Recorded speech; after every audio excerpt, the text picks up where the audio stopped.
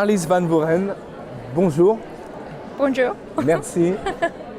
Thank you de venir ici sur le plateau of Bordeaux TV. Thank you very much.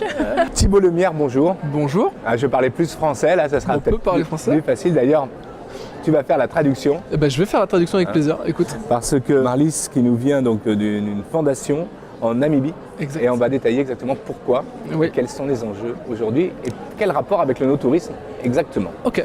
Alors déjà, on va parler de tes activités au sein de Nidwine, donc responsable filiale Oenotourisme, Exactement. donc organisation ici de ce salon, entre autres. Exactement. Alors la filiale Nidwine a 3 filiales.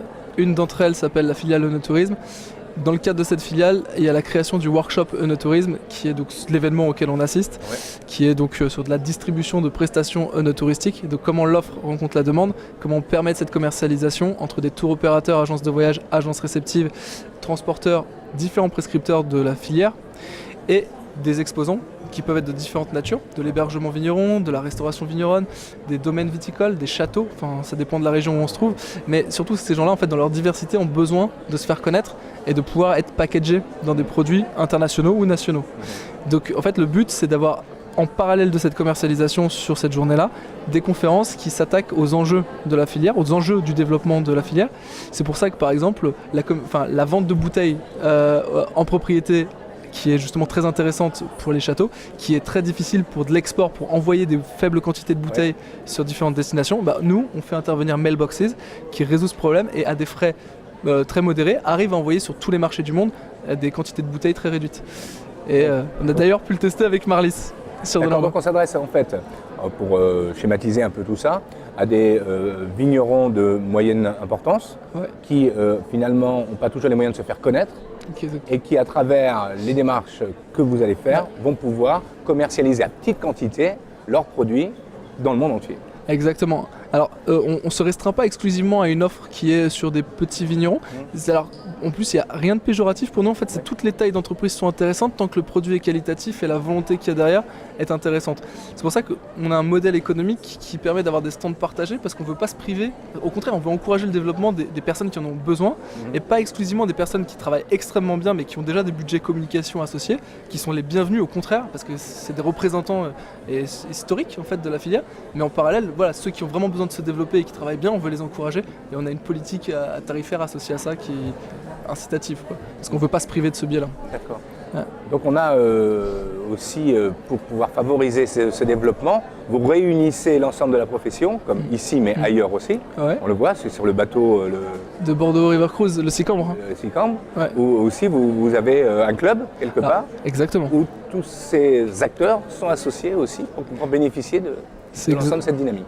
En fait, le club est né du précédent workshop, de la précédente édition, de la volonté de dire, voilà, on a vraiment une émulation au niveau de la filière sur l'envie de développer, sur différents corps de métier, des gens qui voulaient pouvoir se réunir et aussi apprendre comment justement les différents rouages, les différents leviers de développement, qui peuvent être aussi bien sur des plans juridiques, sur le plan justement également du développement marketing, sur le plan du partenariat, de la création de la rencontre de distributeurs locaux, donc des partenaires comme des agences réceptives, et le club réunit ces gens-là. Donc 6 fois par an, il leur permet d'assister à bord de Bordeaux River Cruise du bateau sur une croisière de 2 heures à un déjeuner structuré en 3 parties. 3 conférences de 15 minutes qui traitent ces problématiques cœur, on va dire avec des experts de la profession. Si c'est intéressant et qu'on collecte suffisamment d'intérêt, on réunit ces gens-là et on fait une formation dédiée plus tard. La deuxième partie de la croisière, c'est la présentation de 5 nouveaux adhérents. Et en fait, la troisième partie, c'est 1h30 de déjeuner croisière qui permettent d'interagir et de créer des partenariats et vraiment de nouer des relations business qui sont assez riches et qui permettent aux gens justement d'étoffer et d'actualiser leurs connaissances de ce qui se passe dans leur bassin. Alors ça, ce qui est bien, c'est que c'est 6 fois par an, mais on a développé cette année un nouveau produit qui s'appelle le Wine Club Tour. Et celui-ci, il est intéressant parce qu'il est mené collégialement avec 2 agences réceptives qui sont des membres du club, Rustic Vine Tours et également Bordeaux Executive Travel and Events, qui pour une des rares fois ont décidé de se mettre ensemble, 2 agences réceptives pour créer un produit commun au service des 40 membres du club qui sont responsables de l'offre, des châteaux, des domaines, des traiteurs, la cité du vin, l'attitude vin, toute cette diversité, et tout le monde a fait un effort.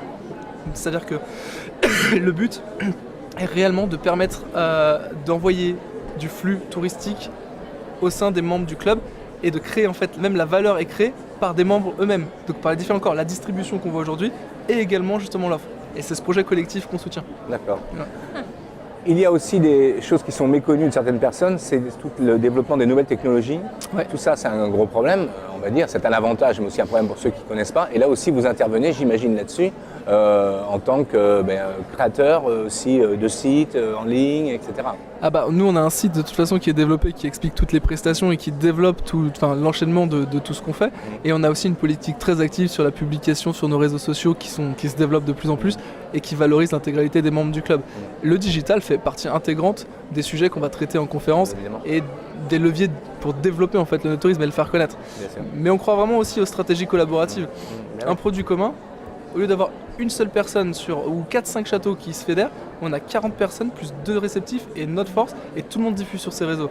C'est beaucoup plus puissant d'un point de vue même digital et marketing qu'avoir une offre assez épurée et assez autonome, pas très visible. Là, on rend plus visible à mesure qu'on a des membres et qu'un collectif se met en place.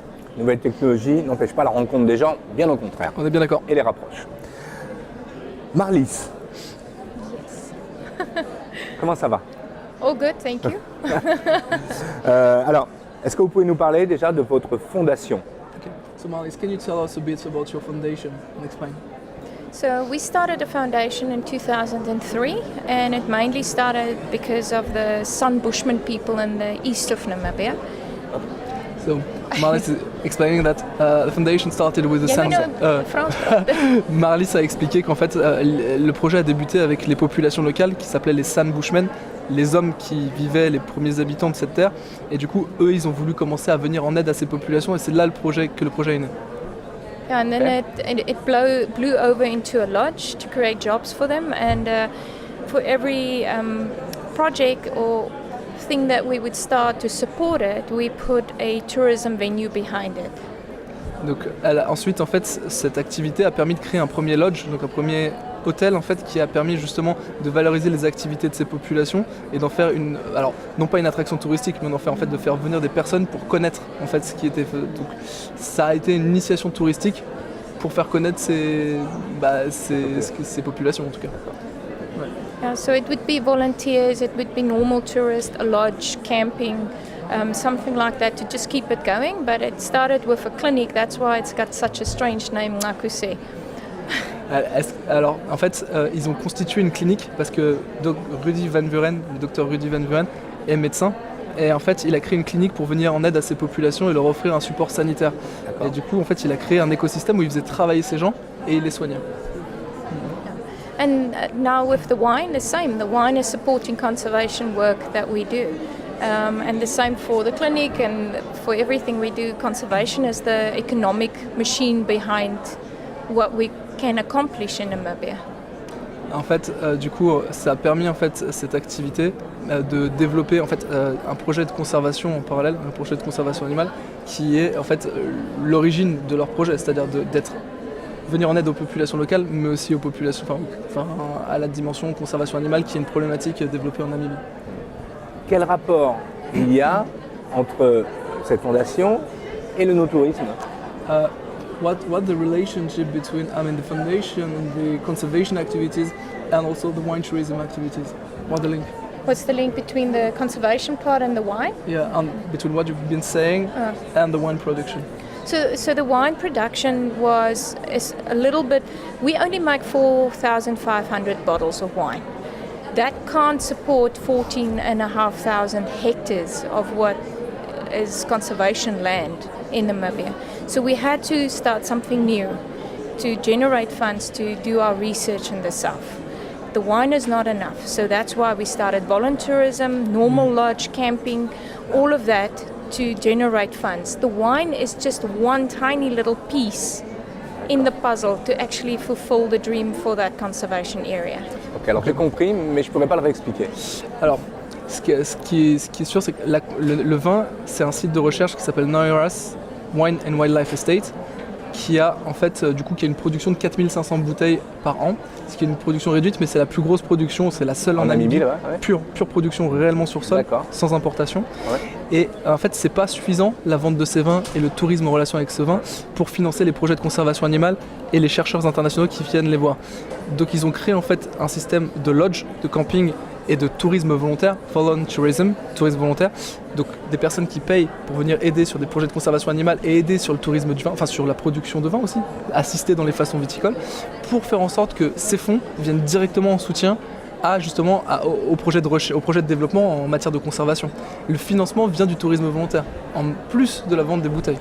On parle d'animaux, c'est quoi? C'est comme... What animals do you have in Naankucse and At Naankucse, with the sanctuaries, we've got elephant, rhino, lion, cheetah, wild dog, caracal, baboons, meerkats. Alors, everything except buffalo. Except buffalo. Everything that you find in Namibia except buffalo.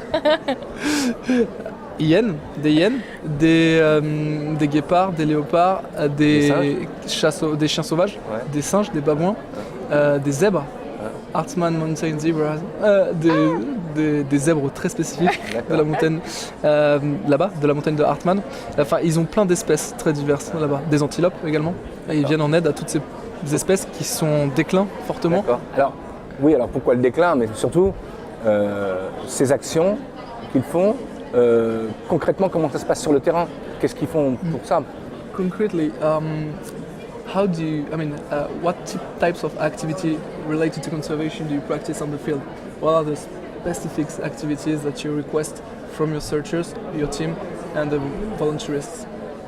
So from the research team, it will be applicable research that we need to do in that area to come up with conclusions and answers for the government and what's applicable for that area with the animal. Okay. Volunteers they will contribute on what the research project would be. Oh, okay.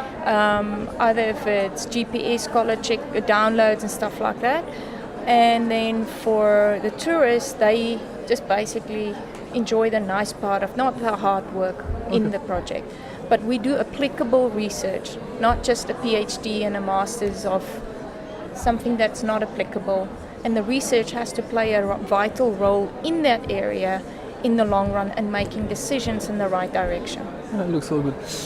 Les projets de recherche qui sont menés à Neuras et à Naankucse sont très appliqués. C'est-à-dire que c'est des sujets qui sont pas des sujets théoriques ou des PhD vraiment vains. C'est des sujets qui participent directement au développement de l'activité ou à la résolution de problématiques rencontrées sur les espèces. Donc en fait, ce qu'ils développent, c'est des sponsorships aussi et des partenariats pour avoir ce qu'ils appellent camera trap, c'est des pièges photographiques, des colliers GPS, quelque chose qui est très intéressant. Tracer certains félins qui posent problème à certains paysans ou agriculteurs qui ont des vastes espaces mais qui du coup empiètent sur la nature sauvage et qui ont le droit de tuer ces animaux. Et eux, leur but, c'est de prouver justement à ces personnes que l'animal qu'ils veulent pourchasser n'est pas responsable du problème. Donc ils mettent des colliers électroniques et ils les traquent. Donc c'est ça les projets de recherche. C'est trouver des biais pour faire ce qu'ils appellent Human Wildlife Mitigation. Ouais. Et de trouver des leviers de cohabitation en fait entre les différents individus. Mais c'est toujours des sujets avec des chercheurs. Leurs équipes, c'est des vrais chercheurs qui sont mandatés par le gouvernement avec une restitution concrète de solutions basées sur leurs recherches pour les aider. Et les touristes viennent justement en support pour aller chercher ces données, pour les aller sur le terrain, pour aller les collecter, pour les traiter. Et derrière, le vin fait partie en fait des activités que les touristes peuvent faire. Et tout ça, c'est une activité globale. Très bien, good. Le vin mène à tout. Wine is leading to everything. Exactly. Merci, thank you very much. d'être venu sur notre plateau. Merci beaucoup. Merci à toi. C'était parfait. Et puis bon salon, bon séjour en France.